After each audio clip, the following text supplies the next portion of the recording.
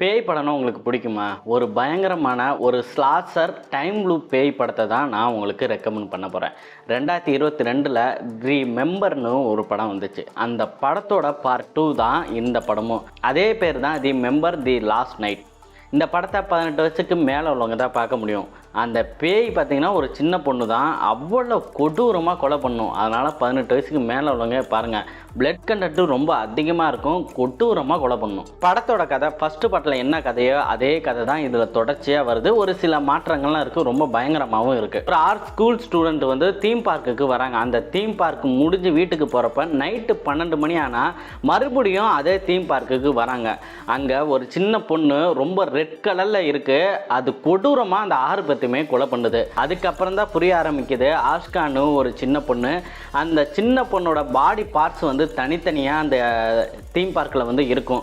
அதை ஒவ்வொருத்தராக கண்டுபிடிச்சி அந்த ஒரு நாள் நைட்டுக்குள்ளே எல்லாம் சேர்த்து வைக்கணும். அப்போ தான் வந்து இந்த சாபத்துலேருந்து அவங்க விடுபடுவாங்க. இல்லைனா அவங்க செத்து மறுபடியும் அதே டைமுக்கு வந்து அந்த பாடி சர்ச்சை பண்ணிக்கிட்டே தான் இருக்கும். அந்த ஸ்டூடெண்ட்டு அந்த பாடியை தேடுறப்ப ஏதோ ஒரு பார்ட்ஸ் அவங்க கைக்கு கிடச்சிதுன்னா அந்த பேய் அவங்களும் ரொம்ப கொடூரமாக கொலை பண்ணுங்க.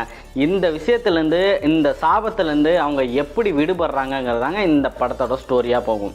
இந்த படம் பார்க்க ஆரம்பிச்சிங்கன்னா செம்ம இன்ட்ரெஸ்டிங்காக போகும், போரே அடிக்காதுங்க. படத்தோட டைரக்ஷனாக சூப்பராக பண்ணியிருக்காங்க, கிராஃபிக்ஸ்னால் ரொம்ப நல்லா பண்ணியிருக்காங்க. முக்கியமாக பார்த்தீங்கன்னா மேக்கப் தாங்க. அந்த பேய்க்கு வந்து அவங்க பண்ணியிருக்க அந்த மேக்கப்பும் ஒரு சில கிராஃபிக்ஸும் சேர்ந்து அவ்வளோ தத்துருவமாக இருக்குது. பார்ட் 1 பார்ட் 2 வந்து கொஞ்சம் டீப்பாக போயிருப்பாங்க. இந்த படம் வந்து தமிழ் டப்புலாம் கிடையாது, ஜாப்பனீஸில் தான் இருக்குது. நீங்கள் இங்கிலீஷ் சப்டைட்டில் வச்சு தான் பார்க்க முடியும். அதெல்லாம் ஒரு பெரிய விஷயம்லாம். படம் பார்க்கறதுக்கு செம பயங்கரமாக இருக்கும். எனக்கு ஸ்லாஷர் படம்னா பிடிக்கும், அதுவும் பேய் படமாக இருந்தால் ரொம்ப பிடிக்குங்கிறதுக்கு இந்த படம் வந்து ரொம்ப செட் ஆகும். இந்த படம் இப்போ நெட்ஃப்ளிக்ஸில் வந்து ஸ்ட்ரீம் ஆகிட்டு இருக்கு. பார்ட் 1 ஃபஸ்ட்டு பாருங்கள், அப்போ தான் உங்களுக்கு இந்த கண்டென்ட் வந்து புரியும். அதுக்கப்புறம் பார்ட் 2 பாருங்கள்.